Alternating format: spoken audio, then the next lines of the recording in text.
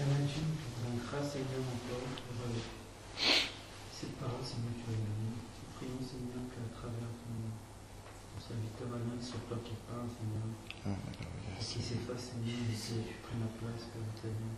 Nous prions, Seigneur, que ce message, Seigneur, par à chacun de nous, Seigneur, que tu donnes le message à chacun de nous, Seigneur, et que nous puissions graver, Seigneur, dans nos cœurs, Seigneur, et que ça nous fasse grandir encore. Gloire à toi, Seigneur. Au nom de ton Fils Jésus-Christ. Amen. Amen. Comme nous le savons, nous cherchons la face du Seigneur pour qu'il nous conduise et qu'il nous montre comment est-ce que nous devons le servir. Et le Seigneur nous a laissé sa parole. Parce que souvent, on se demande, on se pose la question, quelle est la volonté de Dieu? Qu'est-ce que Dieu pense par rapport à telle ou telle circonstance, par rapport à tel ou tel problème? Il n'y a pas un endroit plus fiable pour connaître la volonté de Dieu que dans sa parole.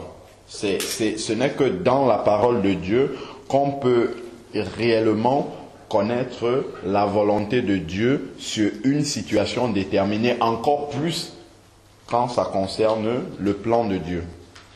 Et il y a aussi un aspect qui est important à toujours garder, c'est que nous avons un modèle dans les évangiles, c'est le modèle de Jésus. Donc Jésus, sachons-le, s'il a pris la peine de laisser son ciel de gloire pour descendre au milieu des hommes, c'est bien parce qu'il y avait de multiples raisons. La raison la plus importante, on la connaît, c'est de mourir à la croix pour racheter les hommes. Mais il y a aussi quelque chose de très très important, une raison pour laquelle Jésus est descendu vivre au milieu des hommes. C'est parce que Jésus avait besoin, Jésus souhaitait nous montrer comment vivre. C'est pour ça que souvent on dit que le christianisme n'est pas une religion. À l'époque de Jésus, il y avait déjà beaucoup de religions sur la terre. Et Jésus n'avait pas besoin de venir créer une nouvelle religion. Il y en avait déjà beaucoup. Et Jésus aurait pu aussi donner le message aux prophètes, comme le Seigneur le faisait déjà dans l'Ancien Testament. Il donnait le message aux prophètes et les prophètes délivraient au peuple. Mais Jésus a trouvé indispensable de descendre lui-même pour montrer aux gens comment vivre la parole de Dieu.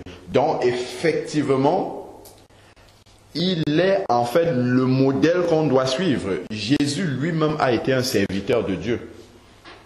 Il a été un serviteur de Dieu. Et si vraiment nous voulons être des serviteurs et des servantes de Dieu, selon le cœur de Dieu, d'une manière qui glorifie vraiment Dieu, le meilleur exemple qu'on ait dans la Bible, c'est voir Jésus.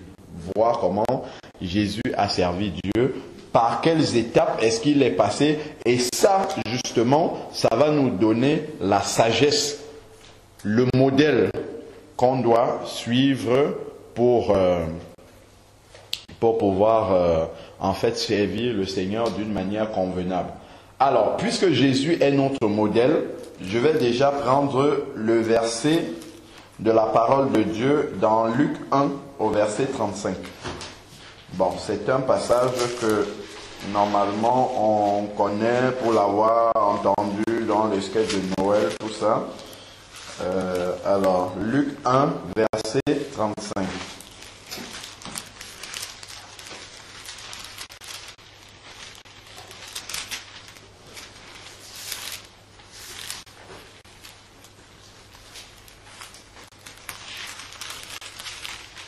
Alors, Luc 1 au verset 35. On va essayer de faire un message interactif. Comme ça, si vous avez des questions, vous allez les poser. En essayant quand même d'avancer un maximum. Vous notez les questions et après on va essayer de les débriefer. Alors, verset 35. L'ange lui répondit: le Saint-Esprit viendra sur toi. C'est l'ange qui parle à Marie concernant la naissance de Jésus. Elle demandait de quelle manière est-ce qu'elle allait enfanter alors qu'elle n'a pas connu un homme.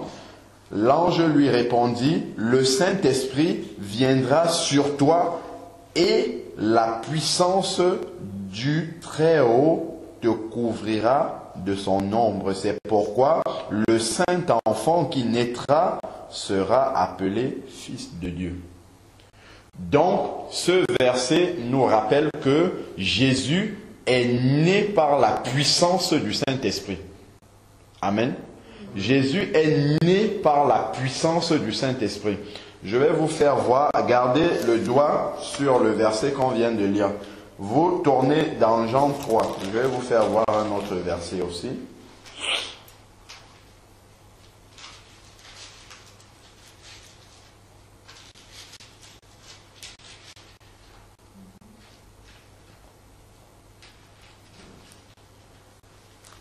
Alors, tournons dans Jean 3.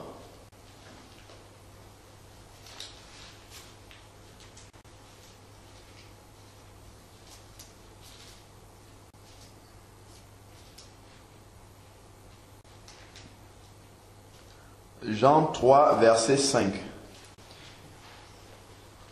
C'est Jésus qui parle avec Nicodème et il va dire la chose suivante à Nicodème au verset 5.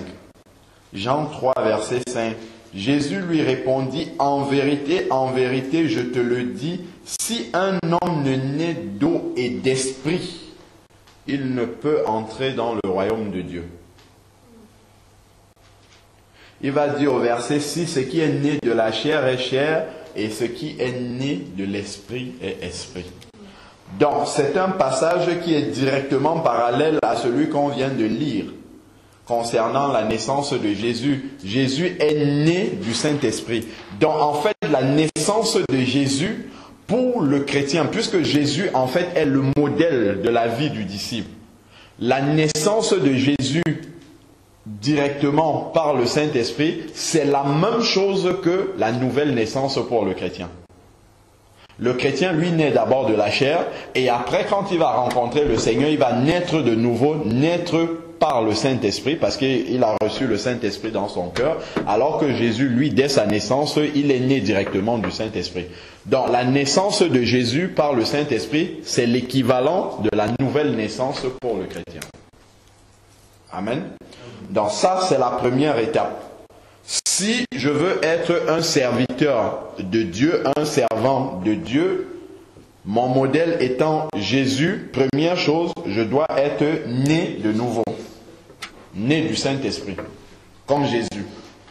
Ensuite, on va évoluer dans Luc 3, verset 22. Nous savons que Jésus a vécu jusqu'à 30 ans après cet épisode-là. Bon, on a quelques aspects de sa vie, mais c'est à 30 ans que Jésus va démarrer le ministère. Mais il n'a pas démarré le ministère de n'importe quelle façon.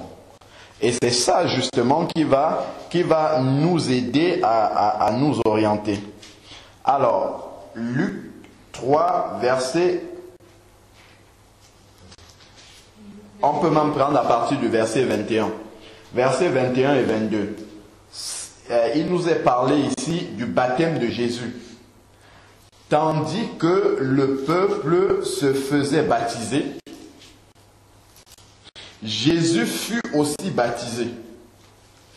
Et pendant qu'il priait, écoutons bien, pendant qu'il priait, le ciel s'ouvrit, verset 22, c'est ce que je voulais vous faire voir, et l'Esprit Saint descendit sur lui sous la forme corporelle comme une colombe, et il vint une voix du ciel, tu es mon fils bien-aimé, objet de mon affection.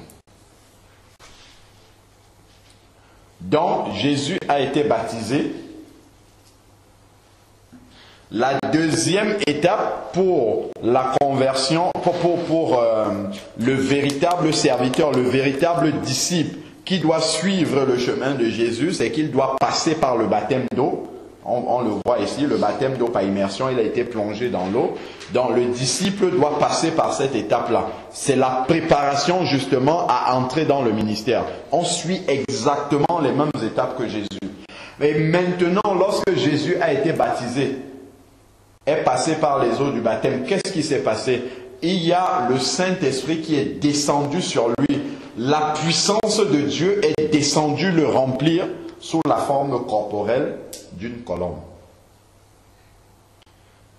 Donc, pour nous, en tant que disciples, gardez toujours la main sur Luc 3, verset 22. On va partir dans Acte 1, 8.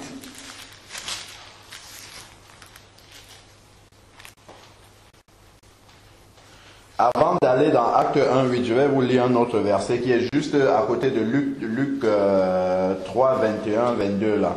C'est dans Luc 4 au verset 14. Donc c'est ce qui suit tout ce qui s'est passé. Déjà on peut prendre Luc 4 au verset 1. Juste après. Après le baptême, voilà ce qui s'est passé. Dans Luc 4, Jésus, rempli du Saint-Esprit, revint du Jourdain et fut conduit par l'Esprit dans le désert, où il fut tenté. Donc, Jésus s'est baptisé, il est passé par les eaux du baptême, la puissance du Saint-Esprit est descendue sur lui, ensuite l'Esprit l'a conduit dans le désert, et ensuite, c'est au verset 14, Jésus retourna en Galilée après le désert. Vous avez bien vu ça. Après le désert, Jésus retourna en Galilée, il a été tenté dans le désert. Là, on le lit dans Luc 4, tout le chapitre là jusqu'au verset 9, où il a été tenté par le diable. Et ensuite, au verset 14, il nous est dit, Jésus retourna en Galilée avec la puissance du Saint-Esprit. Revêtu, voilà. Bon, chez moi ici, c'est écrit avec la puissance, oui, mais revêtu de la puissance du Saint-Esprit.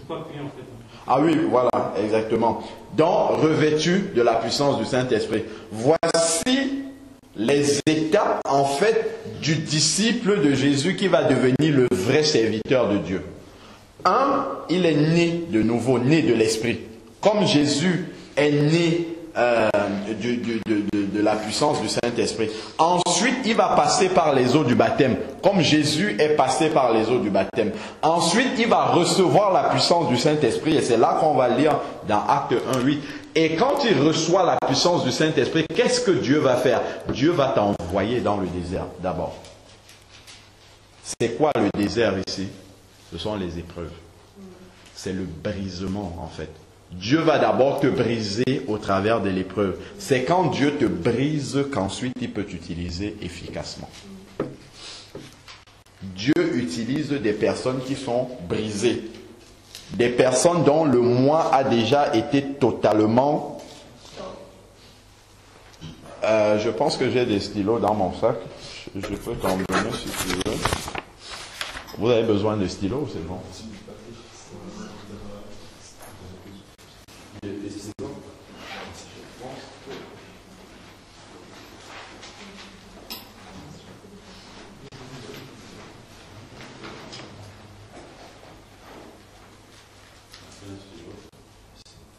Tu as besoin de papier, c'est ça? Vous en avez un autre stylo, s'il vous plaît? Je crois. Je vais regarder.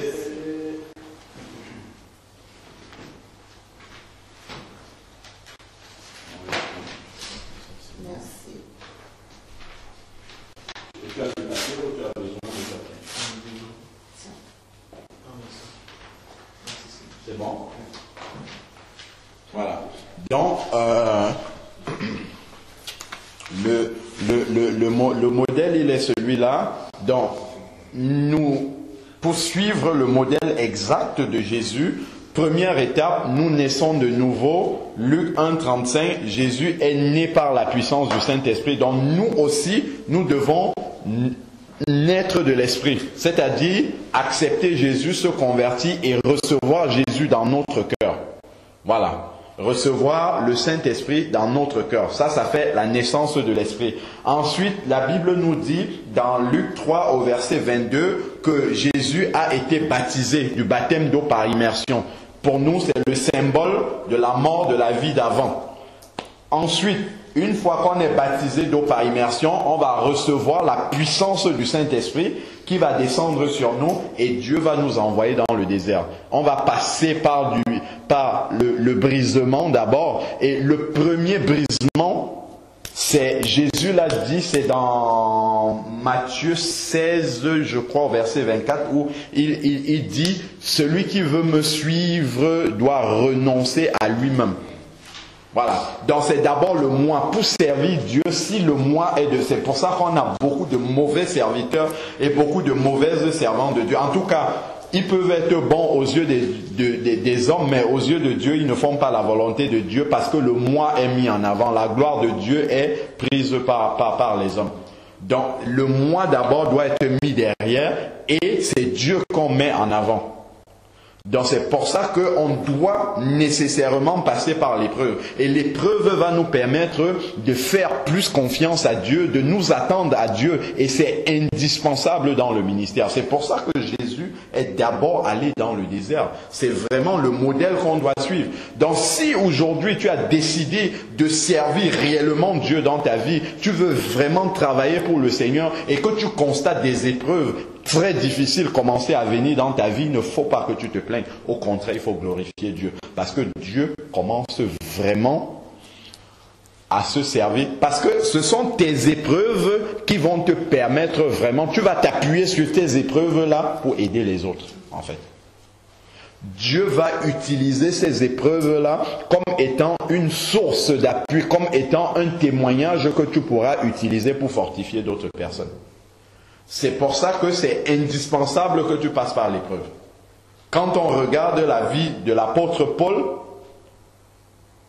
il était bien placé pour dire, ce n'est plus moi qui vis, mais c'est Christ qui vit en moi. Je n'ai rien voulu savoir d'autre au milieu de vous que Christ et Christ crucifié. Lui, il pouvait le dire, parce que dans la prison, il était en train d'adorer Dieu. Il a été bastonné, battu de verge, ainsi de suite.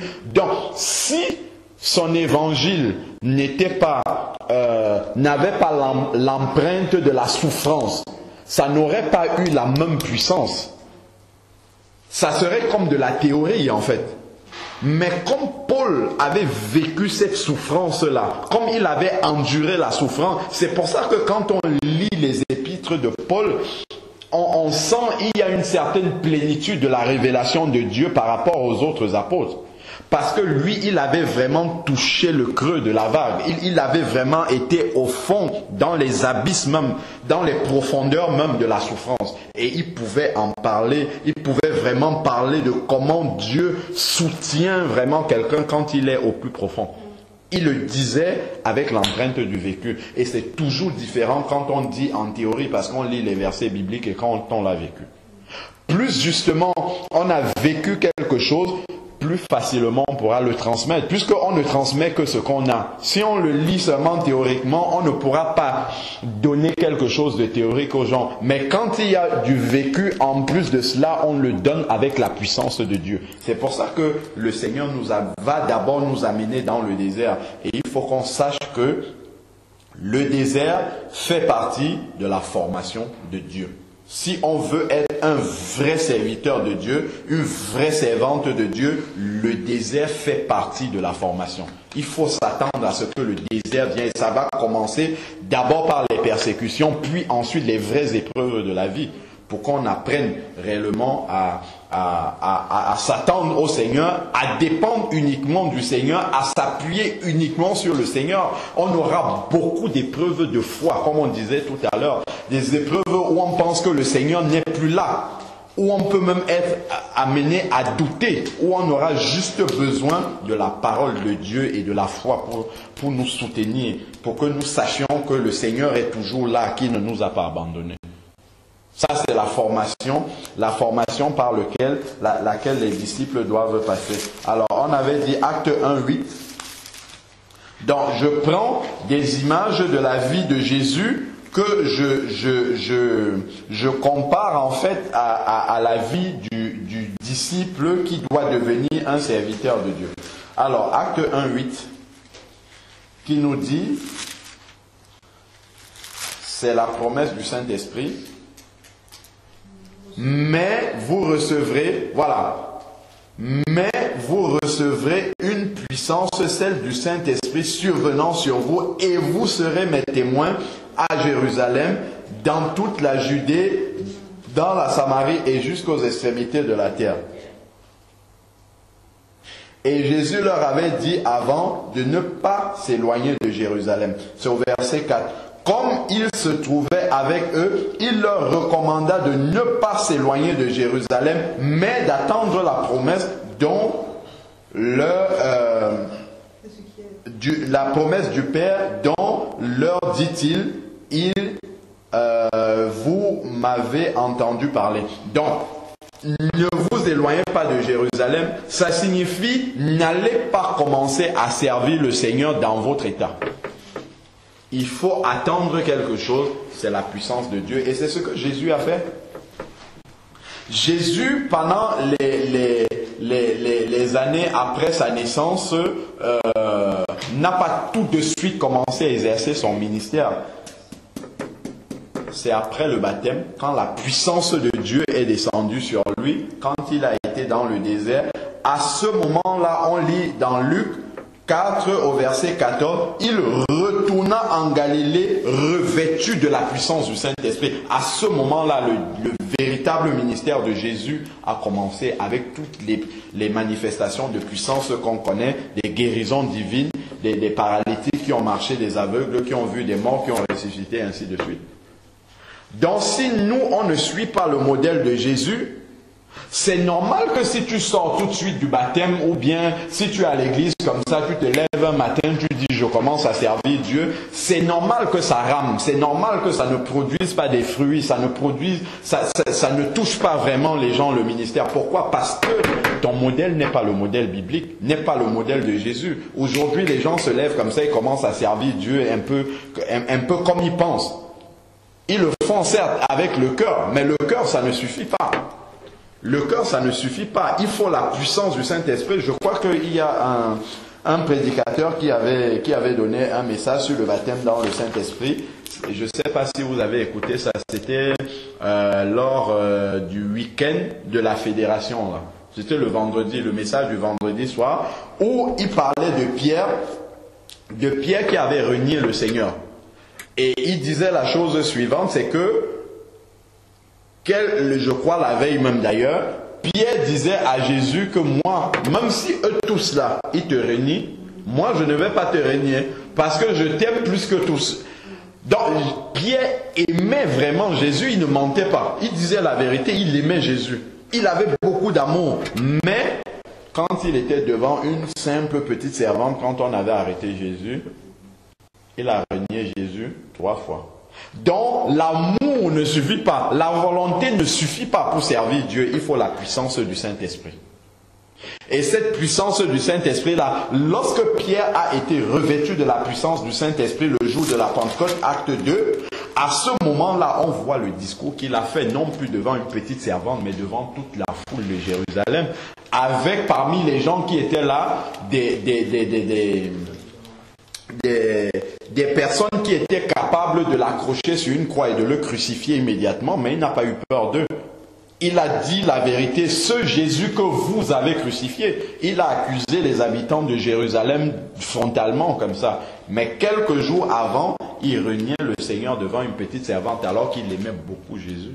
Donc l'amour de Dieu, la volonté de servir Dieu ne suffit pas. Il faut la puissance du Saint-Esprit avec pour pouvoir avoir les fruits qui correspondent, les fruits que Jésus manifestait dans son ministère. On a besoin de nous calquer sur le modèle de Jésus. Alors, donc il a dit, ne vous éloignez pas de Jérusalem, car vous recevrez la promesse, la puissance du Saint-Esprit survenant sur vous, et vous serez mes témoins. Pourquoi est-ce que la puissance du Saint-Esprit doit arriver? On entend par là le baptême dans le Saint-Esprit. Pourquoi est-ce qu'il doit être donné aux hommes? Pour être des témoins, pour aller évangéliser, pour que ton témoignage soit puissant, pour que lorsque tu parles à quelqu'un, qu'il sente que ce n'est pas ta parole, mais que ta parole est remplie de l'onction du Saint-Esprit. C'est pour cela que le baptême dans le Saint-Esprit est donné. Et on va voir que lorsqu'on est baptisé dans l'Esprit, ça permet d'être continuellement rempli du Saint-Esprit parce que c'est un instrument qui permet de se recharger comme une pile. De se recharger constamment. Nos pensées sont renouvelées, sont chargées par les pensées du Seigneur. Et à ce moment-là, quand on parle aux gens, quand on témoigne aux gens, les gens sentent qu'il y a quelque chose qui ne vient pas directement de lui-même, mais qui vient du divin. Et c'est de cela qu'on a besoin pour avoir des ministères efficaces, des ministères qui soient à l'image du ministère de Jésus. C'est pour ça que quand on voit les ministères des apôtres, on voit que les apôtres manifestaient les mêmes signes que Jésus. Et Jésus l'a dit lui-même, si vous croyez en moi, ce que je fais, vous allez faire la même chose, sinon vous allez faire encore plus grand. Pourquoi les apôtres, eux, ont pu le manifester dans leur ministère? Parce qu'ils avaient pris le modèle de Jésus. Ils s'étaient appuyés sur le modèle de Jésus. Ils ne se sont pas appuyés sur un modèle humain où on s'assoit dans une salle, on essaye de réfléchir comment on va faire les choses. Si on fait ça, ça va être bien. Si on ne fait pas ça, ça... Non. Ils ne faisaient pas ça. Ils s'asseyaient, priaient le Seigneur et le Saint-Esprit donnait directement la direction pour le faire. Ils faisaient confiance à Dieu pour tout. Alors, donc, on a compris qu'il faut attendre et demander le baptême dans le Saint-Esprit. Bon. Alors, dans Acte 1, comment est-ce que les apôtres, une fois qu'ils ont compris une chose, c'est que Jésus a demandé de ne pas s'éloigner de Jérusalem, mais d'attendre la promesse, d'attendre le baptême dans le Saint-Esprit. Ils avaient simplement une promesse, mais ils n'avaient aucune indication sur la durée de l'attente, sur la date. Il fallait simplement qu'ils fassent agir leur foi. Qu'ils se disent, il y a une promesse, et c'est tout. Jésus leur a juste donné une recommandation. Ne vous éloignez pas de Jérusalem, c'est tout. Il y a la promesse, ne vous éloignez pas de Jérusalem, c'est tout. Il ne leur a pas dit de quelle manière est-ce qu'ils devaient attendre la promesse. Il ne leur a pas dit à quel moment la promesse allait arriver. Il leur a juste dit, ne vous éloignez pas de Jérusalem. Comment est-ce que les apôtres ont donc compris? De quelle manière est-ce qu'il fallait que, justement, ils attendent cette promesse-là? Là, ils ont pris les initiatives. De la même manière, si nous, on veut déclencher l'arrivée de la puissance du Saint-Esprit dans notre vie, du baptême du Saint-Esprit dans notre vie, comme les apôtres, on a compris que ce message est également pour nous. On doit déclencher une action qui va permettre que le Seigneur, lui, il nous envoie la puissance du Saint-Esprit. Alors, qu'est-ce que les apôtres ont fait? Ça commence, Acte 1, verset 12. Alors, ils retournaient à Jérusalem, depuis le mont appelé des Oliviers, qui est près de Jérusalem, à la distance d'un chemin de sabbat. Quand ils furent entrés, ils montèrent dans la chambre haute où ils se tenaient d'ordinaire. Vous voyez, ils ont tout de suite, ils se sont dit, ah tiens, il y a une promesse, qu'est-ce qu'on va faire? Donc pour attendre la promesse, ils sont rentrés à Jérusalem et ils sont montés dans la chambre haute. C'était, voilà, tous, ils étaient Pierre, Jean, Jacques, André, Philippe, Thomas, Barthélemy, Matthieu, Jacques fils d'Alphée, Simon le Zélote et Jude fils de Jacques. Tous d'un commun accord persévéraient dans la prière avec les femmes, avec Marie, mère de Jésus et avec ses frères. Donc on leur a donné la promesse, on leur a demandé de ne pas s'éloigner de Jérusalem et eux maintenant ont pris l'initiative d'aller prier pour attendre. Donc le baptême dans le Saint-Esprit, c'est pas quelque chose qui arrive comme ça, on n'a rien demandé, on est là comme ça, non. Il y a quelque chose à faire, c'est la prière. Ils sont allés prier dans la chambre haute. Bon, alors, en ce jour-là, voilà, Pierre, il parle du remplacement de Judas, et ainsi de suite. Alors, maintenant, chapitre 2, acte 2. Lorsque le jour de la Pentecôte arriva, ils étaient tous ensemble dans un même lieu. Donc, ils sont restés ensemble dans la chambre haute. Ils étaient tous ensemble dans un même lieu. tout à coup, il vint du ciel un bruit, comme d'un souffle violent qui remplit toute la maison où ils étaient assis, des langues qui semblaient de feu et se séparaient les unes des autres leur apparut, et elles se posèrent sur chacun d'eux et ils furent tous, vous avez vu, sans aucune exception. Il n'y en a pas un seul qui n'a pas été baptisé dans le Saint-Esprit. Et ils furent tous remplis du Saint-Esprit. Et comment ça se manifeste la puissance du Saint-Esprit? C'est qu'il se mit à parler en d'autres langues selon que l'Esprit le leur donnait de s'exprimer. Donc, ils sont restés prier. Je crois qu'il y a un passage qui nous dit qu'ils sont restés environ 10 jours dans la chambre haute à prier. Donc, attendre le baptême dans le Saint-Esprit, c'est un peu comme la prière qu'on disait tout à l'heure. C'est de rester devant la face du Seigneur jusqu'à ce qu'il déclenche cette puissance-là en nous. Les apôtres avaient compris qu'il fallait faire le travail du Seigneur, mais que sans la puissance du Saint-Esprit, ils ne pouvaient pas le faire. Ils ont dit, Seigneur, tant qu'on n'a pas reçu la puissance du Saint-Esprit, on reste dans ta présence. On reste dans ta présence jusqu'à ce que tu nous remplisses de la puissance du Saint-Esprit et qu'on aille faire le travail. Donc ça, c'est ce qu'on doit d'abord comprendre. Le baptême du Saint-Esprit, c'est fait pour tous les chrétiens. On va voir les versets qui le disent. Mais il faut avoir cette volonté de rester dans la présence de Dieu jusqu'à ce qu'il nous l'accorde. Il faut insister auprès de Dieu jusqu'à ce qu'il nous l'accorde. Moi, je me posais une question, par exemple, pour ceux qui sont justement dans l'attente. Oui. De recevoir le baptême du Saint-Esprit. En attendant, ils ne doivent pas aller témoigner quoi que ce soit. On peut commencer à témoigner. On n'a pas forcément, il ne faut pas se bloquer et se dire si je n'ai pas ça, je ne peux rien faire. Je commence à le faire quand même, puisqu'il faut pas rester. Voilà, je commence à témoigner autour de moi. Mais le jour où je vais recevoir cette puissance-là, ça va radicalement changer, ça va amplifier mon témoignage, en fait. Ça va amplifier mon témoignage. Alors, donc, nous allons déjà regarder. Oui. Tu peux noter, hein, note ta question. Note ta question, comme ça on va prendre les questions au fur et à mesure. Parce que ça se trouve, l'évolution du message va répondre à ta question. Alors, dans Luc 11, 11, ça c'est déjà...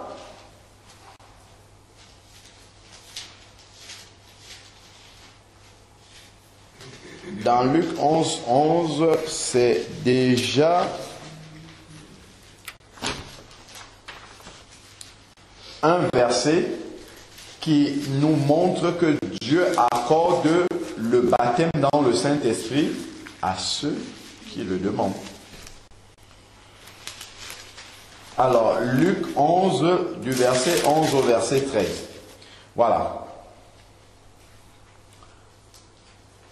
Quel père parmi vous, si son fils lui demande du pain, lui donnera une pierre?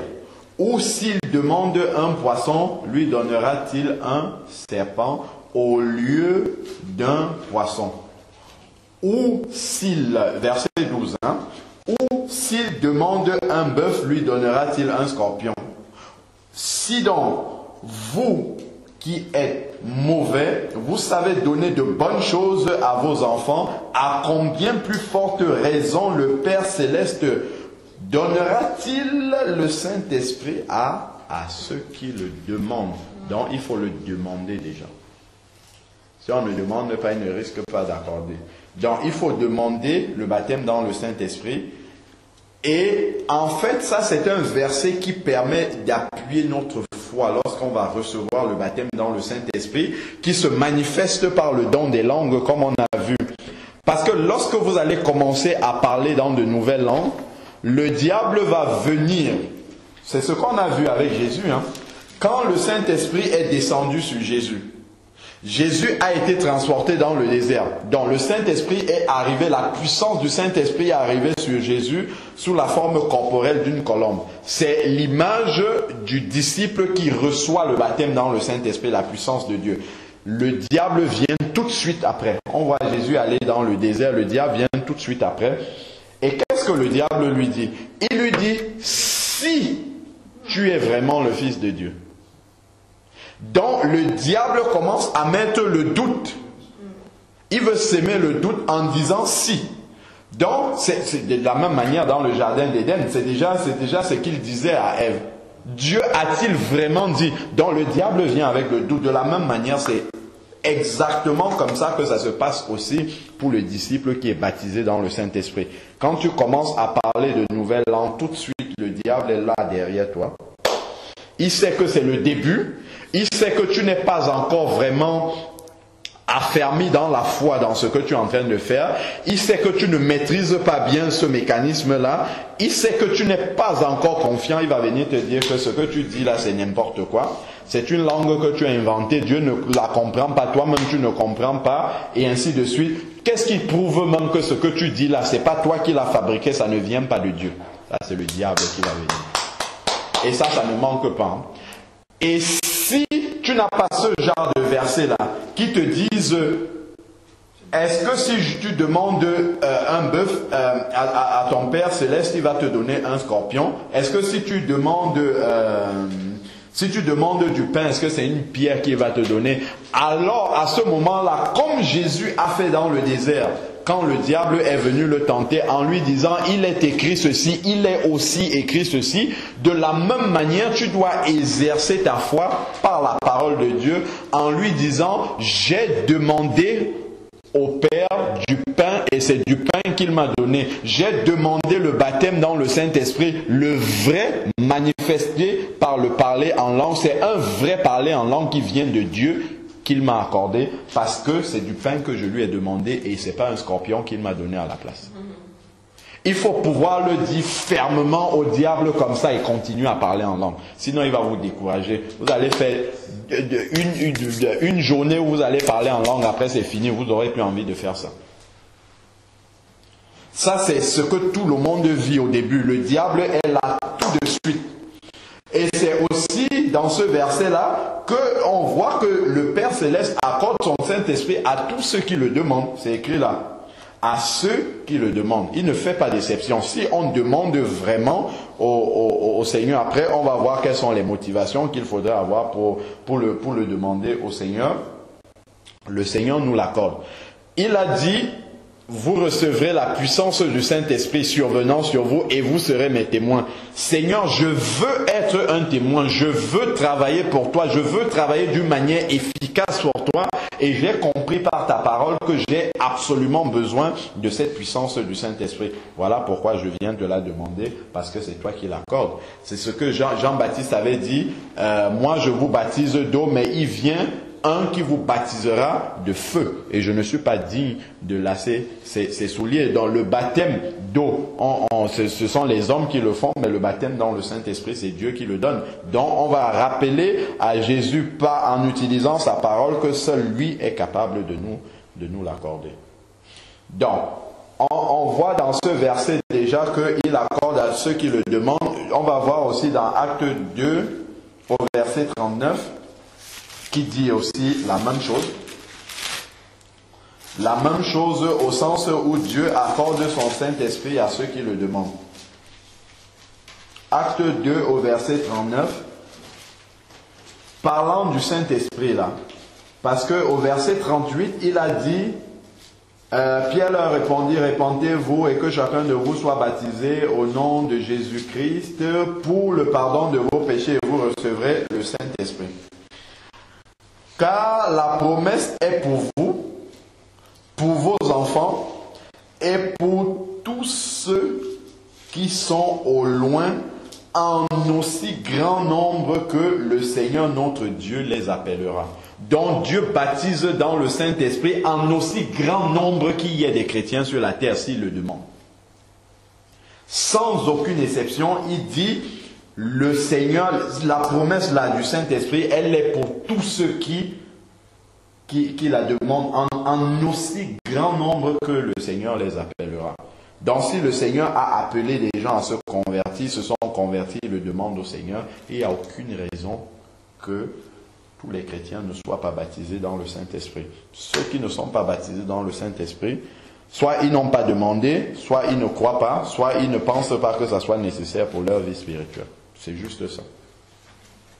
C'est pas Dieu qui refuse d'accorder. Dieu, lui, il a fait les promesses dans les versets qu'on voit. Maintenant, c'est à nous, comme les disciples l'ont fait, ils ont eu une promesse, ils sont allés dans la chambre ou dans la prière. C'est à nous aussi de faire comme les disciples, de réaliser que c'est quelque chose qui est indispensable pour servir Dieu et d'aller dans la prière demander à Dieu de nous l'accorder. Alors, maintenant, on a dit que le diable va se présenter devant nous pour nous dire que c'est une contrefaçon, c'est quelque chose qu'on a inventé nous-mêmes et que ça ne sert à rien. Il faut être préparé déjà à avoir la parole de Dieu pour dire au diable que, comme à l'origine il était le père du mensonge, il reste toujours le père du mensonge parce que la parole de Dieu dit autre chose. Alors, et cette parole-là, il faut la voir en tête. Nous lisons dans 1 Corinthiens 14 au verset 2.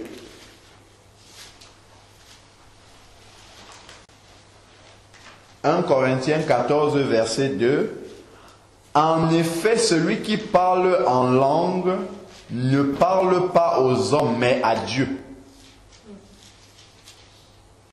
Celui qui parle en langue ne parle pas aux hommes, mais à Dieu, car personne ne le comprend. Et c'est en esprit qu'il dit des mystères.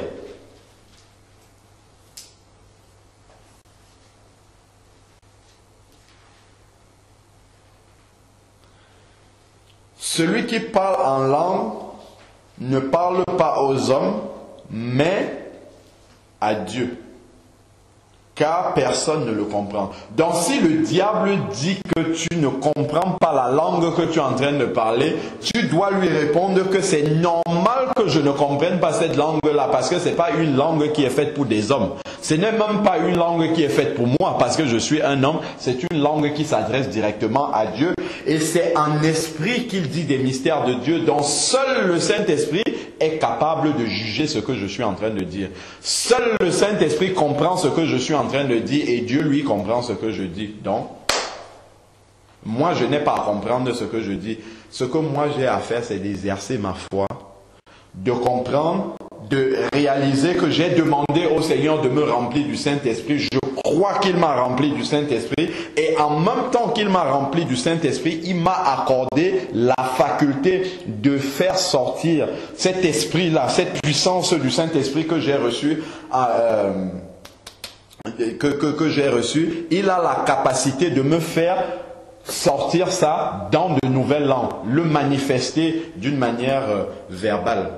Le Seigneur a cette capacité, il me la donne en même temps qu'il me remplit dans le Saint-Esprit, du Saint-Esprit. Maintenant, c'est à moi d'exercer la foi, de le pratiquer. Parce que souvent, quand on demande le baptême dans le Saint-Esprit, on attend que le Saint-Esprit commence à parler de nouvelles langues dans notre bouche et le Saint-Esprit, lui, de son côté, attend un acte de foi de notre part, de commencer pour qu'il nous remplisse. Il a besoin qu'on exerce la foi. Tout, c'est une question de foi. Ça se base uniquement sur la foi. Il faut avoir la foi dans ce qu'on fait. J'ai demandé au Seigneur de m'accorder le baptême dans le Saint-Esprit manifesté par le parler en langue. Et on va voir pourquoi il faut parler en langue. C'est pas pour rien qu'il faut parler en langue. Il me l'a accordé avec la capacité de parler dans de nouvelles langues. Je le crois et je commence à exercer ces langues-là et je crois que c'est Dieu qui me les a données et on va voir comment ça va commencer à révolutionner en fait notre vie spirituelle. Et ça sera la preuve que l'empreinte de Jésus a changé quelque chose dans notre vie spirituelle, dans notre témoignage personnel. Donc, c'est normal que tu ne comprennes pas ce que tu dis.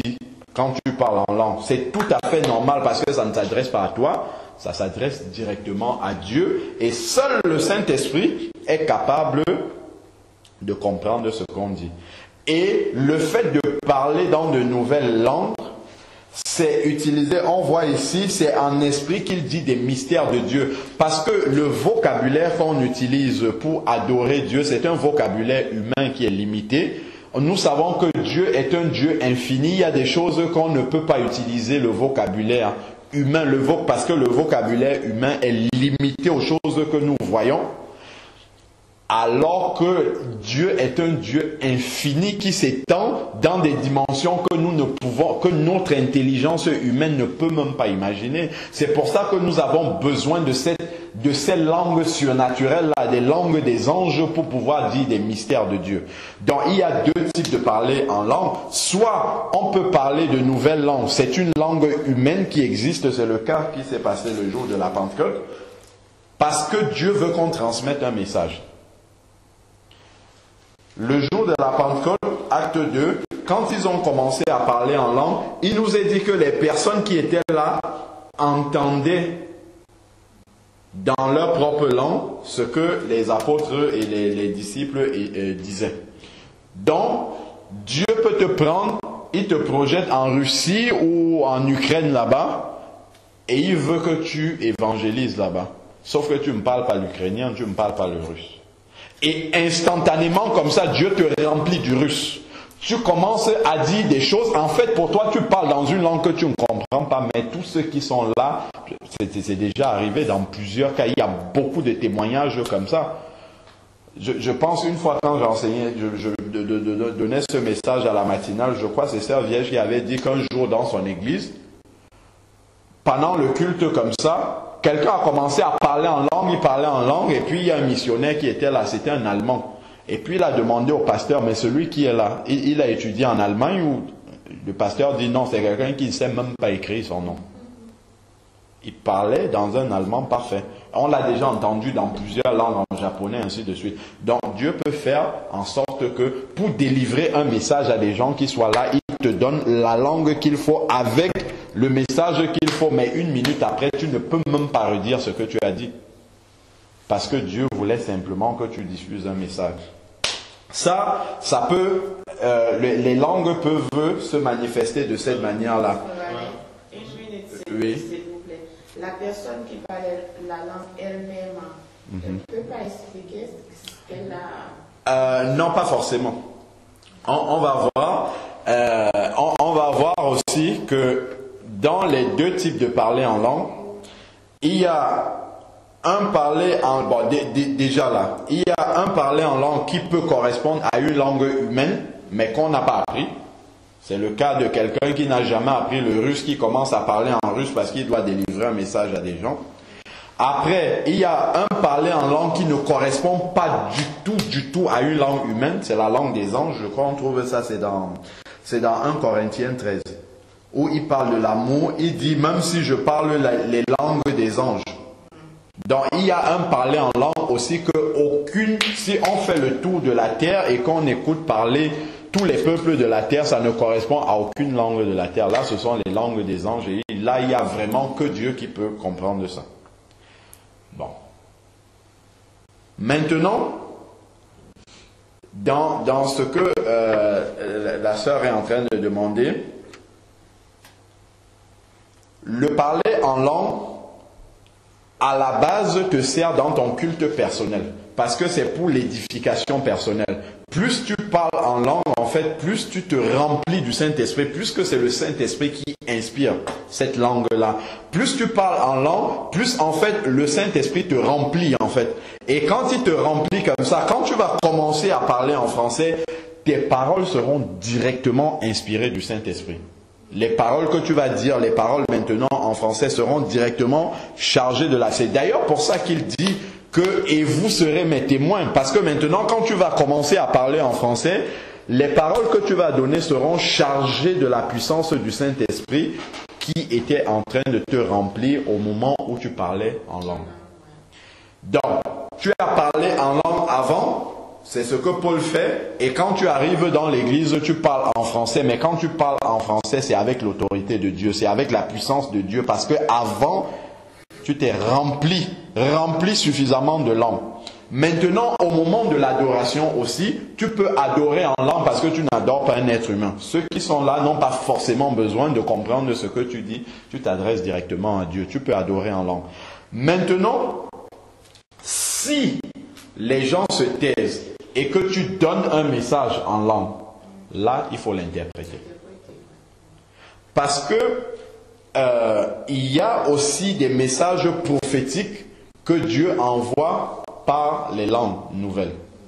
Je crois qu'on a eu ça d'ailleurs ici, justement, pendant le week-end de la fédération, là, le dimanche. Il y a un monsieur qui était assis quelque part ici, qui a donné un message prophétique en langue et après il a donné l'explication. Ah, c'est lui-même qui a donné l'explication. Oui. Puisque Paul nous dit que quand vous avez reçu des langues qui sont des langues prophétiques, il faut prier pour demander l'interprétation. Donc, soit c'est toi-même qui peux apporter l'interprétation, soit c'est quelqu'un d'autre dans l'assemblée qui peut apporter l'interprétation. Je crois quand Henri Viomura était là, quand on avait le dimanche après-midi, quand on était dans une autre église, il avait donné un message en langue et il a traduit directement. Comme ça peut être quelqu'un d'autre qui donne l'interprétation. Donc, généralement, c'est même pas généralement, obligatoirement, quand c'est un message prophétique qui s'adresse à l'église, quand quelqu'un a donné un message comme ça en langue à l'église, on doit s'arrêter et prier le Seigneur pour que le Seigneur donne l'explication. Parce que c'est pas un message qui s'adresse à Dieu. Dans ce cas de figure-là, c'est un message qui s'adresse à l'assemblée. Et là, il y a besoin qu'on le traduise. Donc, il faut bien comprendre la nuance dans l'utilisation des langues. Parce que certains disent, oh non, on ne peut pas parler en langue dans l'église. Si tu es pendant l'adoration et que tu ne troubles pas les autres, tu peux adorer le Seigneur en langue parce que ça s'adresse directement au Seigneur, mais sans troubler les autres. Mais si c'est un message où tout le monde s'est tué et que tu dois t'adresser à l'assemblée, il faut absolument qu'il y ait une interprétation qui l'accompagne. Il faut prier pour recevoir l'interprétation parce que c'est un message prophétique qui s'adresse à l'assemblée. Vous voulez qu'on fasse une première pause question déjà? Ou vous voulez encore, on avance? On avance. Alors, bon, donc, toujours... Je voudrais vous poser une question à continuer. Oui. En fait, ma question, c'est est-ce qu'il y a une différence entre le Saint-Esprit, c'est-à-dire la vie de Jésus, la vie éternelle qu'on a, Oui. entre le Saint-Esprit, le baptême du Saint-Esprit? Déjà, parce que je vous explique ça. Ce qui a été fait dans Acte 2, le jour de la Pentecôte, Oui. ça a été une prophétie qui a été accomplie que Jésus il leur a dit à partir, Oui. ne partez pas, je vous enverrai un consolateur dans l'esprit. Et aussi, par exemple, on accepte le Seigneur. On accepte le Seigneur, on est baptisé d'eau.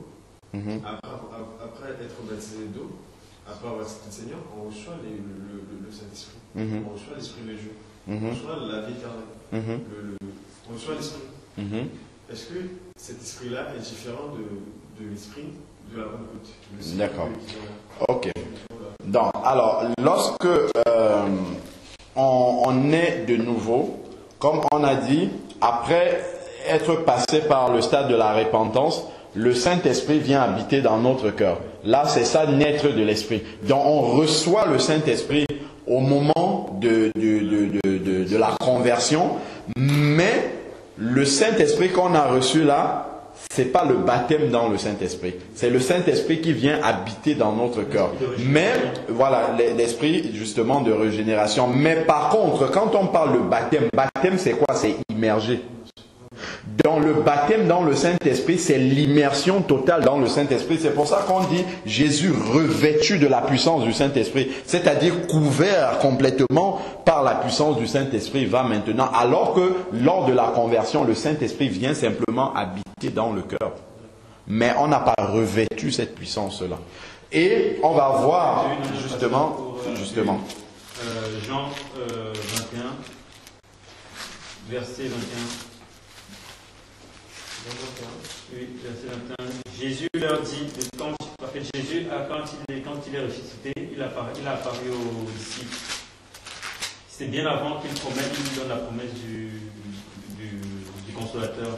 Il dit, Jésus leur dit de nouveau, la paix soit avec vous. Comme le Père m'a envoyé. Jean 20, verset 21. Jean 20, la paix soit avec vous. Comme le Père m'a envoyé, moi aussi je vous envoie.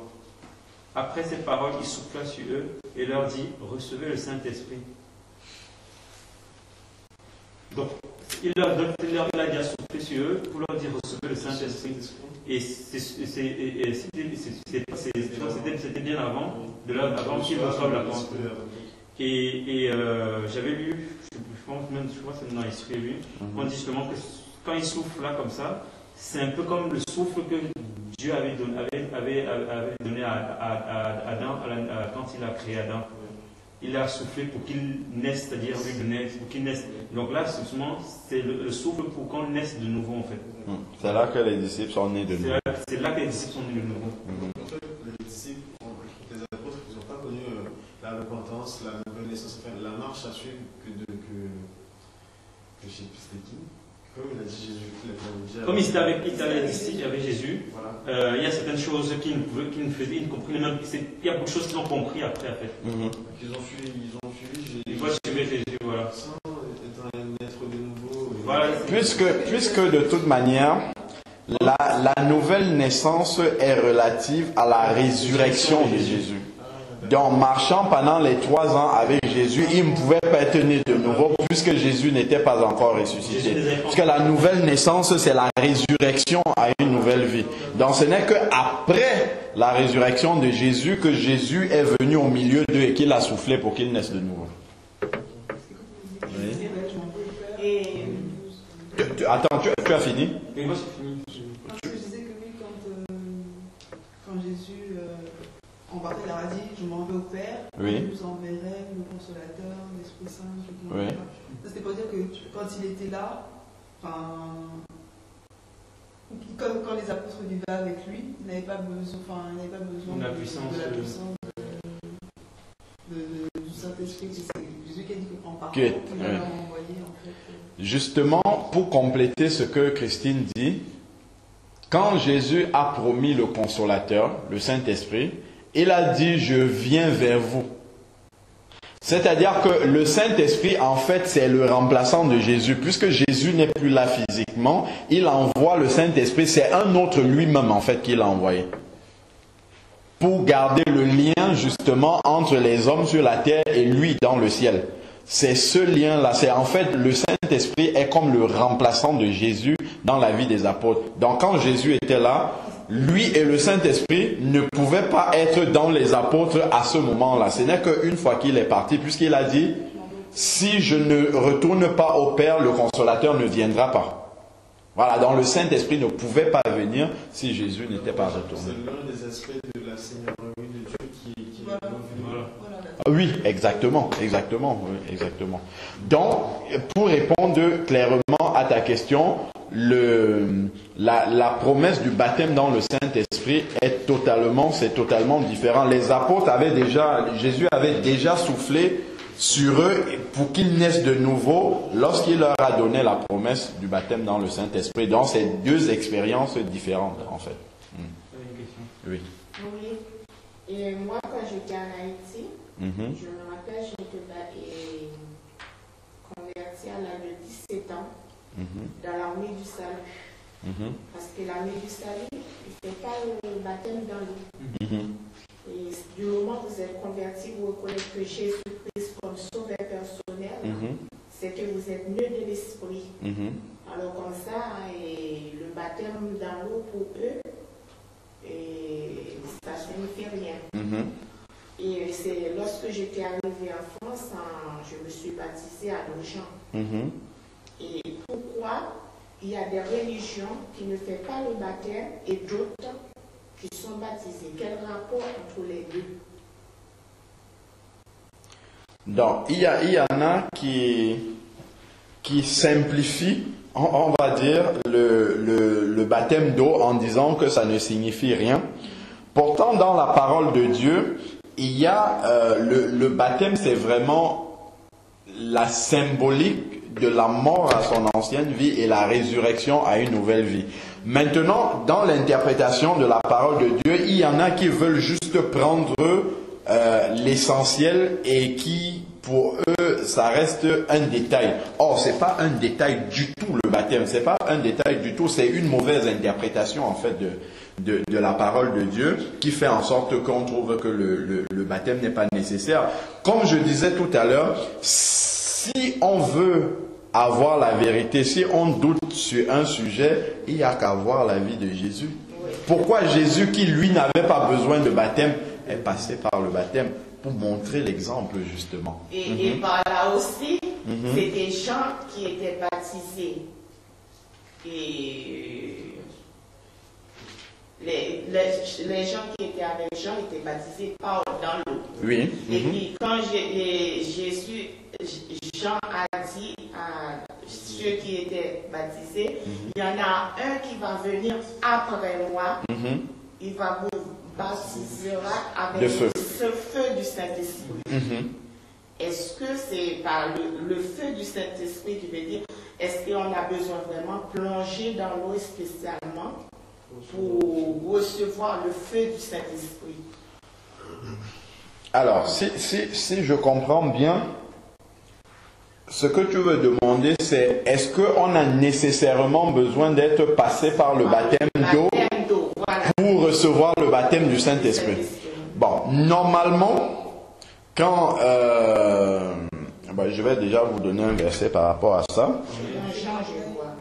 On va lire dans Acte 5, c'est 4 ou 5. Voilà, Acte 5, 32. Acte 5 au verset 32.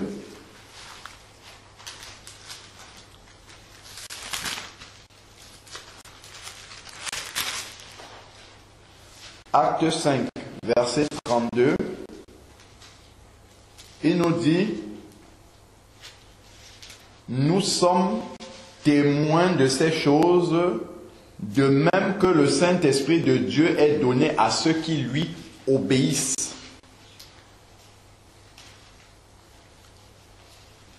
C'est-à-dire que le baptême dans le Saint-Esprit est un baptême qui est accordé aux personnes qui ont le souhait et le désir d'obéir pleinement à Dieu.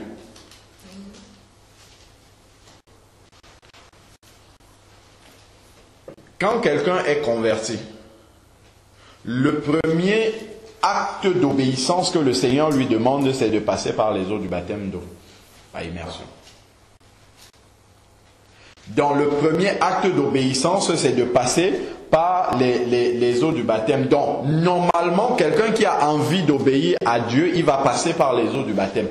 Donc, s'il demande le baptême dans le Saint-Esprit, alors qu'il n'est pas déjà passé par les eaux du baptême et qu'on lui a dit qu'il fallait impérativement qu'il passe par les eaux du baptême d'eau, ça veut dire qu'il y a déjà un problème. S'il refuse de passer par les eaux du baptême, ça veut dire qu'il a un problème déjà d'obéissance à la parole de Dieu. Donc il ne peut pas demander plus, puisqu'il ne veut pas déjà obéir à ce qui est simple. Bon. Maintenant, il y a des cas exceptionnels, comme chez Corneille. Je ne sais pas si vous vous rappelez de ce qui s'est passé chez Corneille, où Pierre était... Mais là, c'est vraiment un cas exceptionnel. Pourquoi? Parce que Pierre avait un arrière-plan juif. Pierre, c'était un juif, et Pierre pensait que Jésus était venu seulement pour les juifs. Donc, lui, son habitude, c'était d'aller prêcher seulement aux juifs. C'est Paul qui allait vers les païens.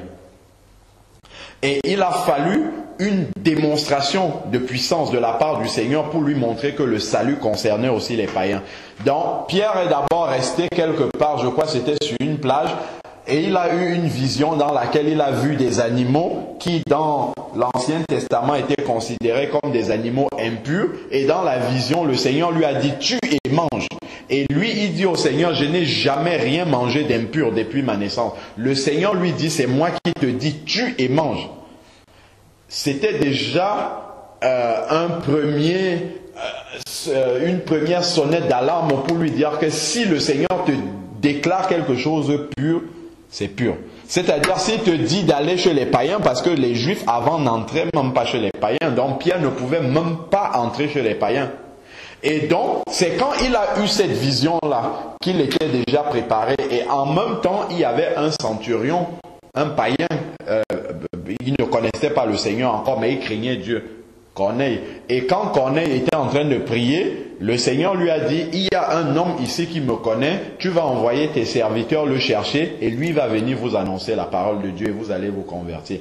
Alors quand Pierre sort de la vision, il y a des gens qui viennent lui dire, voilà, notre maître nous a envoyé t'appeler, ainsi de suite. Et Pierre retourne donc chez Corneille. Il accepte. Pourquoi il accepte d'aller avec des païens? Parce que le Seigneur a dû lui montrer dans la vision. Donc c'était vraiment pour un plan particulier.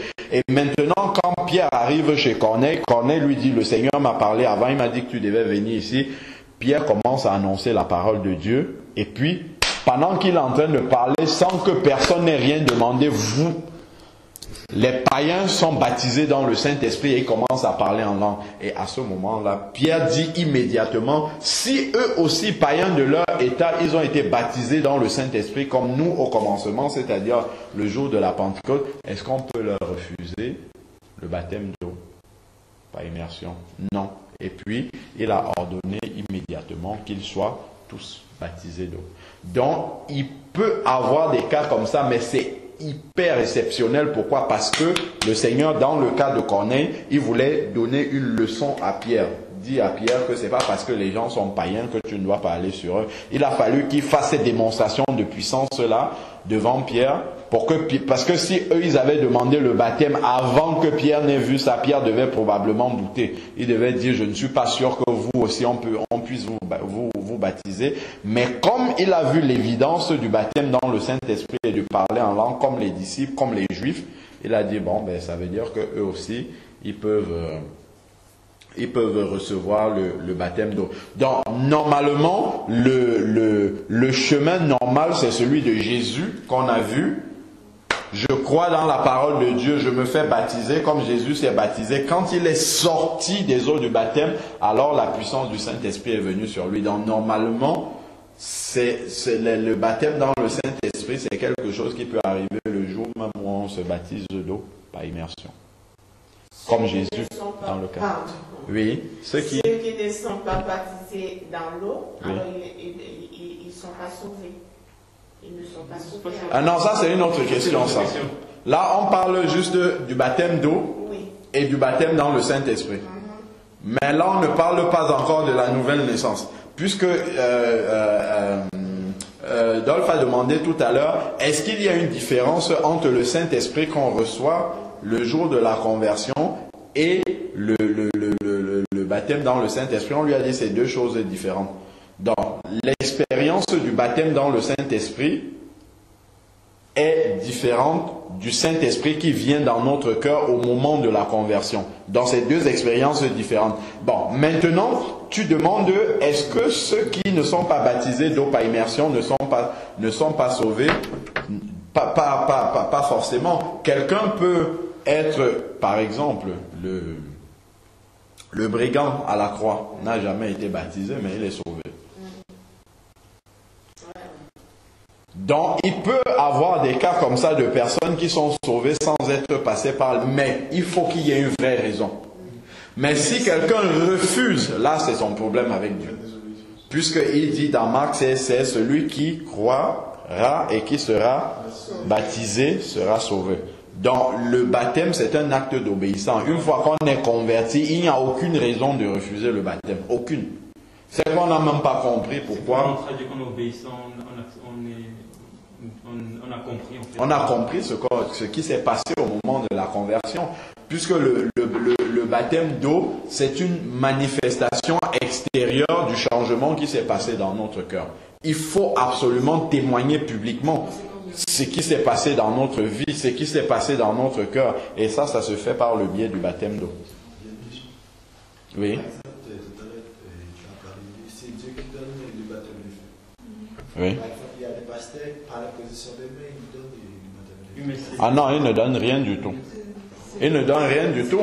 Et ils essayent simplement de faire, parce que tu as des exemples dans la Bible, dans Acte 8 par exemple. Dans Acte 8, on voit, je crois, c'est Jean et Pierre qui imposent les mains aux Samaritains, et puis ils ont reçu le baptême du Saint-Esprit. Juste sont descendus, les apôtres, ils avaient été... Voilà, c'est Acte 8, 14. Quand les apôtres étaient à Jérusalem, ils apprirent que les habitants de la Samarie avaient reçu la parole de Dieu. Ils leur envoyaient Pierre et Jean. Ceux-ci descendus chez eux priaient pour eux afin qu'ils reçoivent le Saint-Esprit. Vous voyez, ils ont reçu la parole de Dieu. Ils ont été... Voilà, bon, je lis même jusqu'à la fin pour que vous voyez ce que je suis en train de dire, ce que je veux dire là. Alors, ceci, verset 15, acte 8, 15. Ceux-ci descendus chez eux prièrent pour eux afin qu'ils reçoivent l'Esprit Saint, car ils n'étaient pas encore descendus, car ils n'étaient encore descendus sur aucun d'eux, ils avaient seulement été baptisés au nom du Seigneur Jésus. Donc là, ils avaient déjà été baptisés au nom du Seigneur Jésus, mais ils n'avaient pas encore reçu. Ils avaient été baptisés au nom du Seigneur Jésus, ça veut dire qu'ils étaient nés de nouveau. Mais ils n'avaient pas encore reçu. Le Saint-Esprit n'était pas encore descendu sur aucun d'eux. Ça veut dire encore, c'est encore une preuve que c'est une deuxième expérience. Et ça, ils n'avaient pas encore expérimenté. Alors Pierre et Jean leur imposaient les mains et ils reçurent le Saint-Esprit. C'est à ce moment-là, lorsque Pierre et Jean leur ont imposé les mains au nom du Seigneur Jésus, qu'ils ont été baptisés dans le Saint-Esprit. Mais ce n'est pas une obligation, parce qu'on a des cas, par exemple, je connais, Pierre n'a imposé les mains à personne, il était simplement en train de prêcher la parole de Dieu. Le Saint-Esprit est descendu. Donc il n'y a pas... À partir du moment où ce n'est pas un homme qui baptise dans le Saint-Esprit, c'est Jésus qui baptise dans le Saint-Esprit, ça veut dire qu'il n'y a pas comment on peut appeler ça? Il n'y a pas une démarche particulière, puisqu'on ne peut pas enfermer Jésus dans une boîte et dire voilà comment tu vas toujours faire. Donc ce n'est pas forcément par imposition des mains que ça arrive. On peut prier en imposant les mains pour que ça arrive. Quelqu'un peut se mettre ici, il commence à prier et puis quelqu'un est baptisé dans le Saint-Esprit au fond de la salle sans qu'il ne se soit approché de lui. Quelqu'un peut être en train de prêcher un message, l'autre est baptisé dans le Saint-Esprit. On peut être dans l'adoration et quelqu'un est baptisé dans le Saint-Esprit. Tu peux être en train de dormir comme c'est le cas pour eux deux. Tu es en train de dormir dans ton sommeil et puis tu te réveilles en parlant en langue. Donc le Seigneur n'est pas dans un cadre particulier où on va dire voilà comment on reçoit. Non, voilà comment ça se passe pour le baptême dans le Saint-Esprit. J'ai une question pour... Oui. Si d'avoir le baptême dans le Saint-Esprit et ne pas parler en langue. Bon, je continue la suite du verset là, pour qu'on voit. Alors Pierre et Jean leur imposèrent les mains et ils reçurent le Saint-Esprit. Lorsque Simon, vous vous souvenez que Simon c'est le magicien, hein? Lorsque Simon vit que l'Esprit était donné par imposition des mains des apôtres, il leur apporta de l'argent et dit, donnez-moi aussi ce pouvoir que celui à qui j'imposerai les mains reçoive le Saint-Esprit. Vous avez vu, c'est dit ici au verset 18, lorsque Simon vit que le Saint-Esprit était, comment il a pu voir? Sachant que Simon, en fait, était un ancien magicien et un nouveau converti. S'il a vu, c'est parce qu'il y avait une manifestation physique. C'est parce qu'ils ont parlé en langue. Même pour Corneille. Chez Corneille aussi, c'est dans Acte combien? Acte 10. 46. Acte 10 au verset 46. Ou 45, il faut commencer à 45. 45. Acte 10, verset 45.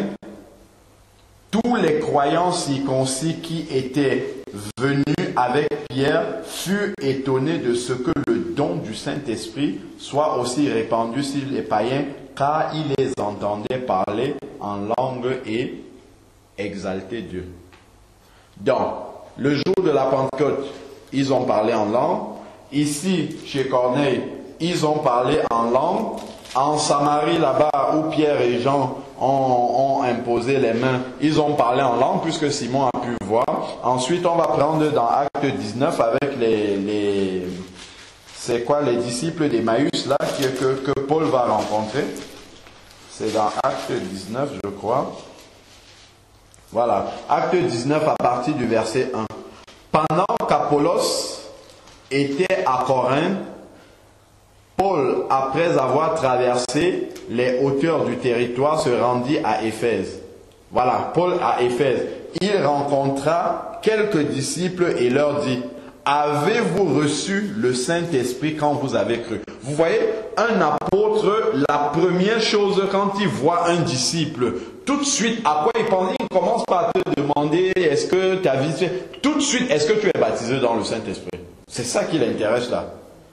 Il voit des disciples, il leur demande immédiatement: est-ce que tu es baptisé dans le Saint-Esprit? On a vu la même chose dans Acte 8, lorsque les apôtres ont appris qu'en Samarie, ils avaient reçu la parole de Dieu. Tout de suite, on a dépêché Jean et Pierre pour aller vérifier s'ils avaient été baptisés dans le Saint-Esprit. C'est vraiment pour montrer que le baptême dans le Saint-Esprit, non seulement les apôtres, ils étaient restés l'attendre pendant 10 jours jusqu'à l'obtenir dans la chambre haute, mais partout où ils répandaient la parole de Dieu, ils veillaient à ce que les gens soient baptisés dans le Saint-Esprit parce qu'ils savaient que c'était indispensable pour pouvoir travailler et faire avancer l'œuvre de Dieu. Alors, on continue là, Acte 19. Acte 19, verset 2. Avez-vous reçu l'Esprit Saint quand vous avez cru? Il leur répondit: nous n'avons même pas entendu dire qu'il y ait un Esprit Saint. Il dit, quel baptême avez-vous reçu? Il répondit: le baptême de Jean. Vous voyez que Paul ici rencontre des disciples. Il leur demande, il sait que ce sont des... Si on les appelle des disciples, ça veut dire que ce sont des personnes qui sont nées de nouveau. Elles sont converties. Donc elles ont le Saint-Esprit dans leur cœur. Et Paul, première question, il demande: est-ce que vous êtes baptisés dans le Saint-Esprit? Et eux lui répondent: nous n'avons même pas entendu qu'il y ait un baptême dans le Saint-Esprit, qu'il y ait un Saint-Esprit. Pour Paul, dans sa tête, en fait, si tu es un disciple baptisé d'eau, automatiquement tu dois être baptisé dans le Saint-Esprit. Et quand ils disent à Paul que nous n'avons même pas entendu parler dire qu'il y ait un baptême dans le Saint-Esprit, il leur demande: mais quel baptême d'eau vous avez reçu? Donc pour lui c'était automatique, baptisé d'eau. Automatiquement, tu dois être baptisé dans le Saint-Esprit. Ça doit se manifester dans les heures qui suivent, sinon dans les jours qui suivent. Tu dois pouvoir le demander. C'est pour ça qu'il est étonné. Il se dit que, si ils n'ont pas, ça veut dire que leur baptême ne doit pas être bon alors. Ça doit être un baptême incomplet où on leur a pas expliqué ce qui doit suivre immédiatement après cela. Oui. Mais je pense que tout dépend aussi de ce que le Seigneur veut faire. Parce que le Seigneur, eux, les apôtres, ils ont attendu 10 jours, je pense, d'après le texte. Donc, si eux, ils ont pris 10 jours, je pense que le Seigneur, je ne sais pas, parce qu'en fait, eux, ça n'a pas été automatique après leur conversion, après avoir accepté Christ, après avoir reçu l'Esprit de Dieu, leur baptême dans cet esprit, il n'était pas instantané. Voilà, il n'était pas instantané. Ils ont jeûné, ils ont prié, ils ont demandé. Mais je pense que ça pourrait être ça aussi pour d'autres personnes. Oui. En fait, ça pourrait être ça pour d'autres personnes. Bon, déjà, la première chose qu'il faudrait savoir, c'est que dans le cas des apôtres qui n'ont pas reçu ça immédiatement au moment où ils ont été baptisés et tout ça, eux, ils étaient le modèle d'expérimentation. Donc, tout ne pouvait pas arriver immédiatement pour eux.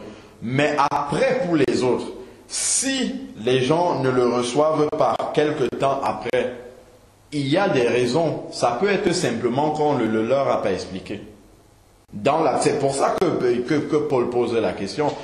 Et justement, quand on lit leurs réponses, ils n'ont même pas entendu dire qu'il y avait un baptême dans le Saint-Esprit.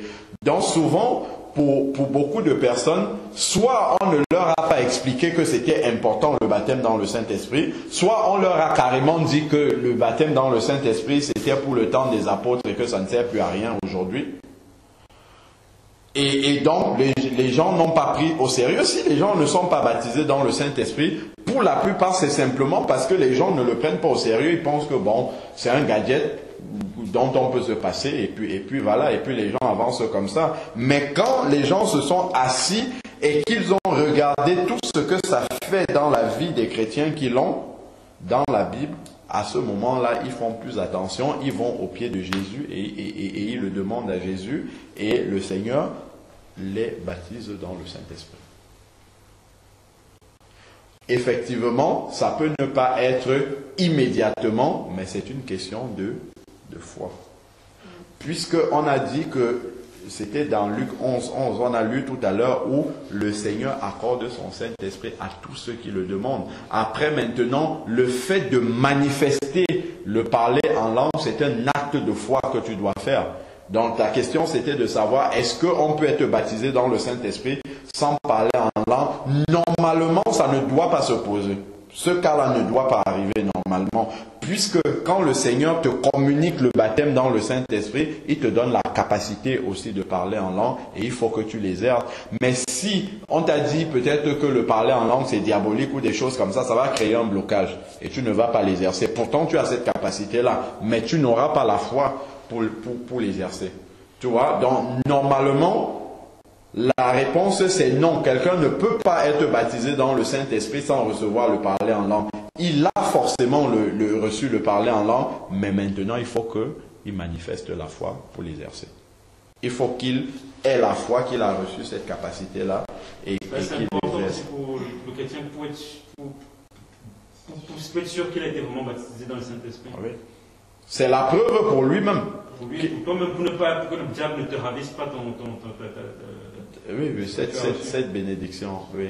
Quand on a la foi en Dieu, Oui. même si on ne demande pas le Saint-Esprit pour parler en langue, vous arrivez à parler en langue sans que vous demandez, sans que vous n'avez pas demandé. Oui, le Seigneur peut aussi faire ça.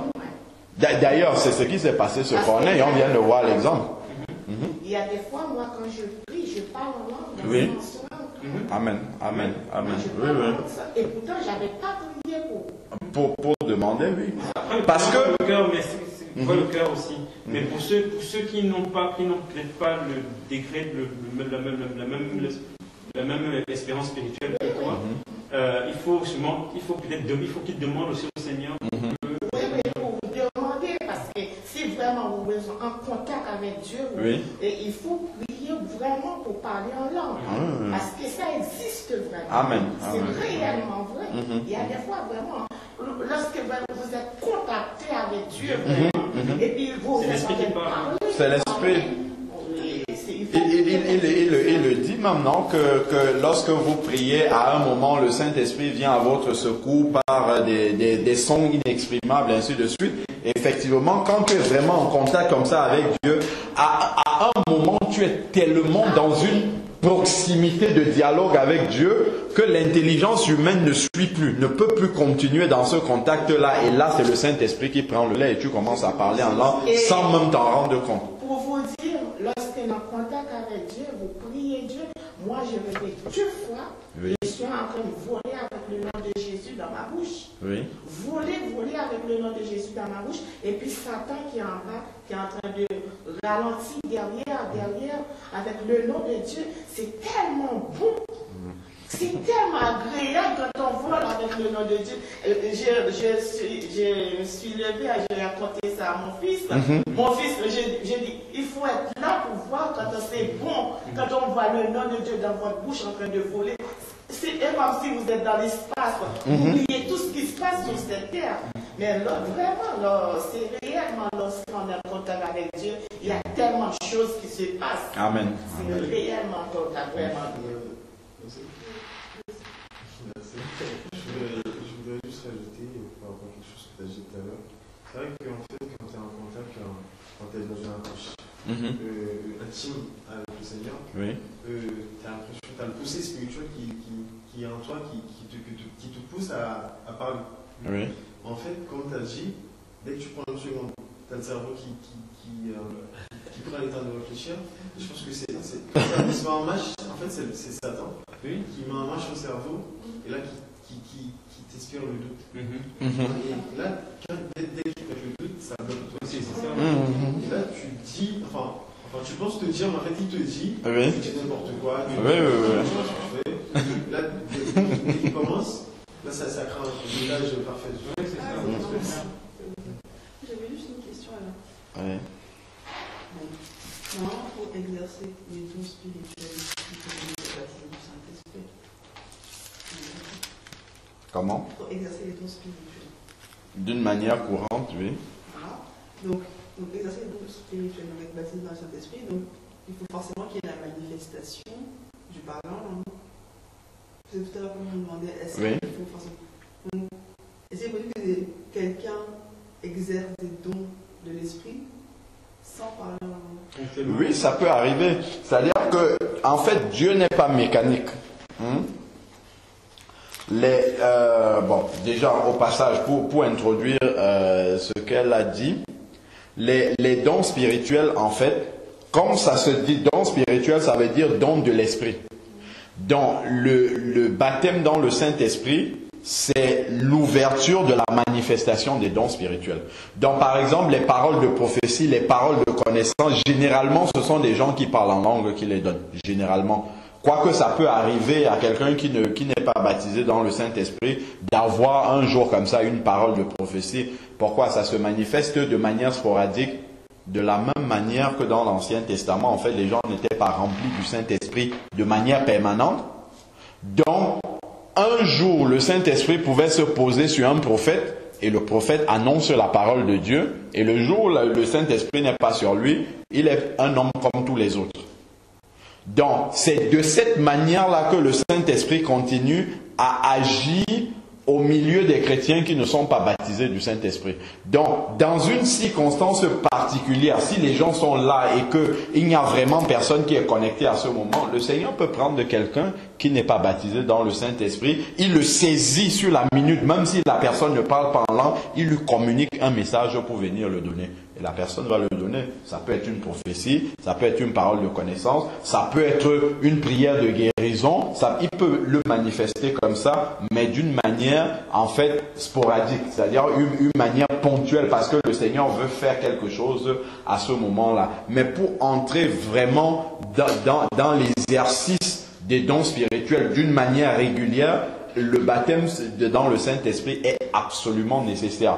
Pourquoi? Parce que le baptême dans le Saint-Esprit permet de rentrer dans le monde en fait des dons spirituels. Et souvent, on ne s'en rend même pas compte. Pourquoi? Quand je suis en train de parler en langue, quand vous parlez en langue, vous vous chargez du Saint-Esprit. Maintenant, vous vous remplissez du Saint-Esprit. Quand vous parlez en français, vos paroles sont tellement empreintes par le Saint-Esprit que vous commencez à exercer des dons sans même vous en rendre compte. C'est-à-dire qu'il y a des prophéties qui peuvent commencer à sortir, il y a des paroles de connaissance. Vous pouvez commencer à donner un message qui vous vient comme ça en tête. Ça correspond exactement à la vie de quelqu'un qui est en train de vous attendre, de vous entendre. C'est une parole de connaissance déjà que vous êtes en train de donner alors que vous-même, vous ne réalisez même pas.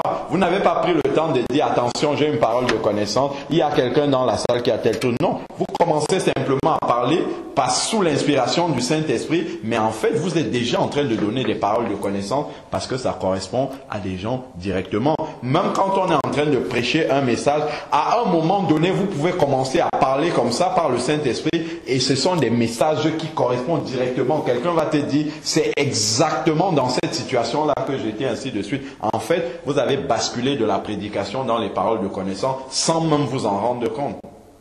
Parce que, justement, vous êtes chargé et rempli du Saint-Esprit. Et c'est comme ça qu'on commence à exercer les dons spirituels. Parce que le baptême dans le Saint-Esprit, c'est vraiment l'entrée dans le monde de l'Esprit avec tous les dons qui vont avec. Mais ce que je veux dire, c'est qu'il y en a certains qui considèrent qu'ils ont reçu le baptême dans le Saint-Esprit et qui ne pratiquent pas le parler en langue et qui vont ont envie d'avoir reçu le baptême dans le Saint-Esprit et qui vont à développer des dons spirituels. Et c'est pas le modèle biblique. Ils peuvent essayer de faire ça, mais c'est pas le modèle biblique qui est enseigné là. En fait, ils font juste un blocage par rapport au parler en langue et ça va être un frein en fait pour leur renouvellement spirituel. Ça va être un frein puisqu'ils n'auront aucun moyen, enfin pas aucun, il y a l'adoration toujours qui est aussi un moyen de renouvellement spirituel, mais le parler en langue va leur faire défaut en ce sens que ils n'auront pas un élément comme ça permanent dans leur vie qui leur permet de se recharger spirituellement. 1 Corinthiens 14 dit: car si je prie en langue, mon esprit est en prière, mais mon intelligence demeure stérile. C'est-à-dire que quand je suis en train de prier en langue, mon intelligence humaine ne doit pas réfléchir à ce que je suis en train de dire. Mon intelligence humaine ne réfléchit pas à ce que je dis. Donc c'est normal que l'intelligence humaine ne puisse pas comprendre ce que je dis quand je prie en langue. Parce que mon intelligence humaine, en fait, s'arrête à ce moment-là et c'est l'Esprit de Dieu qui prend le relais.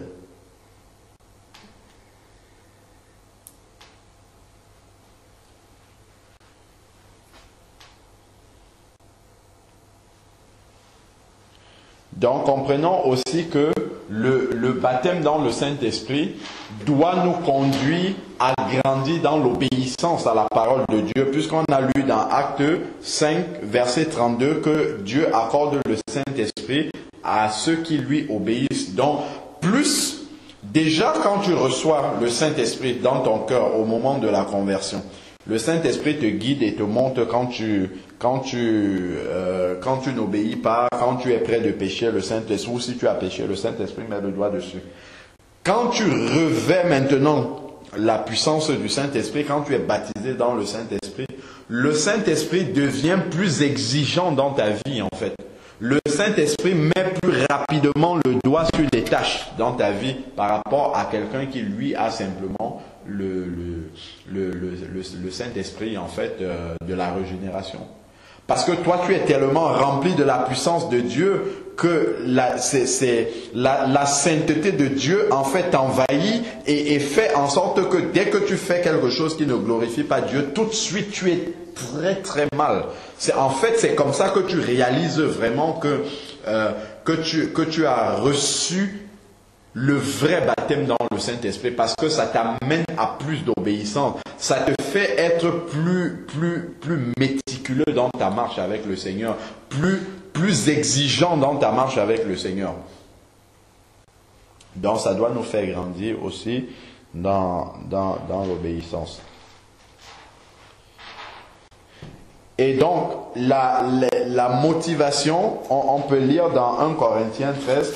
Vous avez vu le 1 Corinthiens 12 et 1 Corinthiens 14 parlent des dons spirituels, le parler en langue et ainsi de suite, baptême dans le Saint-Esprit.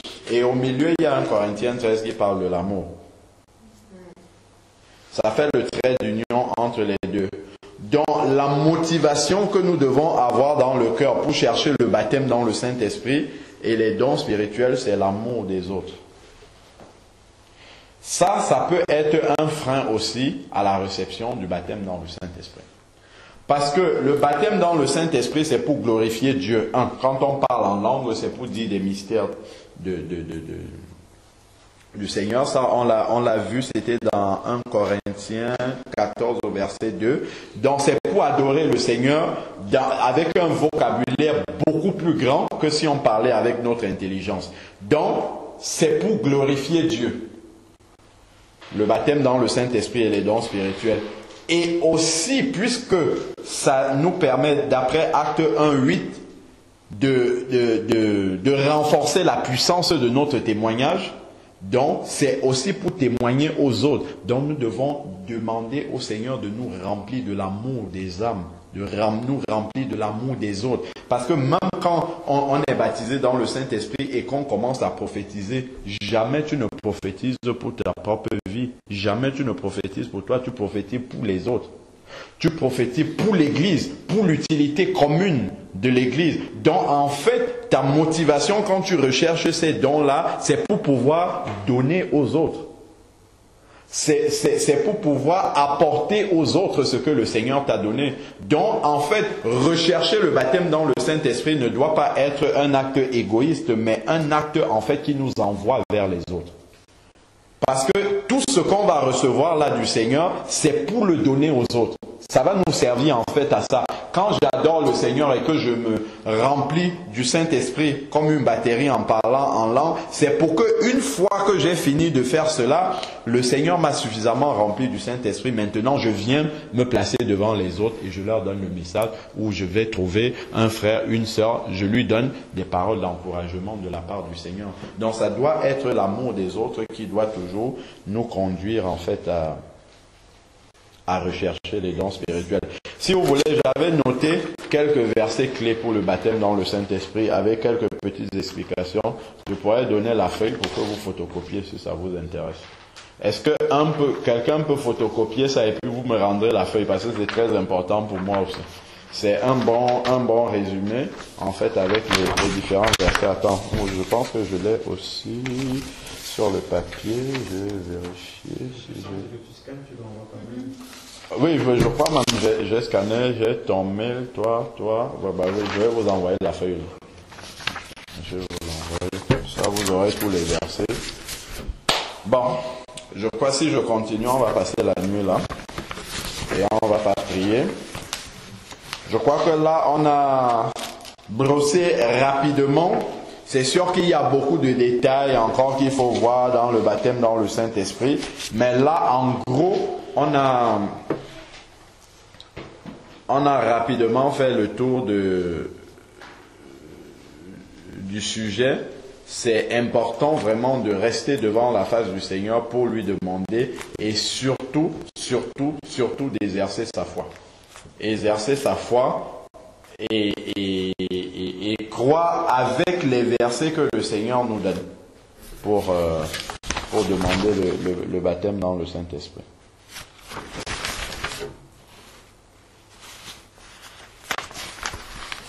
Vous avez plus de questions? Si vous avez des questions, vous pouvez les poser même après ou bien demain ou plus tard. Ou par texto, par téléphone. Il y a plus de questions. Il n'y a pas de questions. Vous avez bien compris? Est-ce que vous aviez des points d'ombre qui ont été élucidés par le message?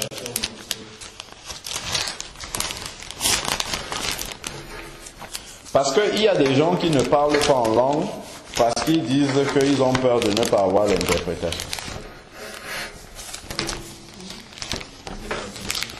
Hein?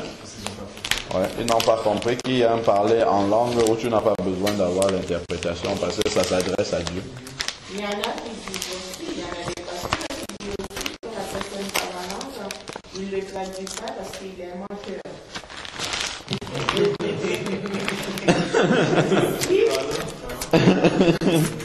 Oui. Dans le don de l'esprit, Oui. Dieu donne aussi le don de la traduire, quelque chose comme ça. Parce que... Oui, le don d'interprétation. Oui, c'est un don spirituel aussi. Oui, si tout le monde se tait et que tu parles en langue, tu es obligé de traduire. Mais si c'est dans un moment d'adoration où tu es tout seul dans ton coin à parler en langue, tu n'as pas besoin de traduire puisque tu parles à Dieu. Alors, bon, nous allons prier, clôturer le message. Seigneur Père, nous te bénissons encore et te rendons grâce pour, Seigneur, pour cette provision spirituelle que tu nous as donnée encore ce matin. Seigneur, merci parce que tu nous rappelles, Seigneur, que nous avons tant besoin d'être baptisés dans le Saint-Esprit pour pouvoir faire, Seigneur, ô Père, ton ministère, ton œuvre comme tu voudrais que nous le fassions, Seigneur. Que nous la fassions, que nous ne faisions pas, Seigneur, selon notre propre volonté, mais que nous faisions, Seigneur, ton œuvre comme toi tu l'aurais fait, comme tu veux que nous le fassions, Seigneur. Et nous avons besoin, Seigneur, d'être renouvelés encore, d'être remplis continuellement,